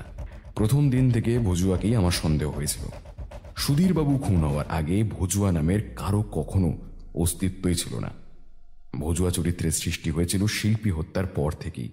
প্রতি বছর আন্তর্জাতিক বালি শিল্প প্রতিযোগিতায় একচ্ছত্রভাবে ছোট ভাই সুধীর ব্রহ্ম 1 লক্ষ টাকা পুরস্কার জিতে আসছিলেন।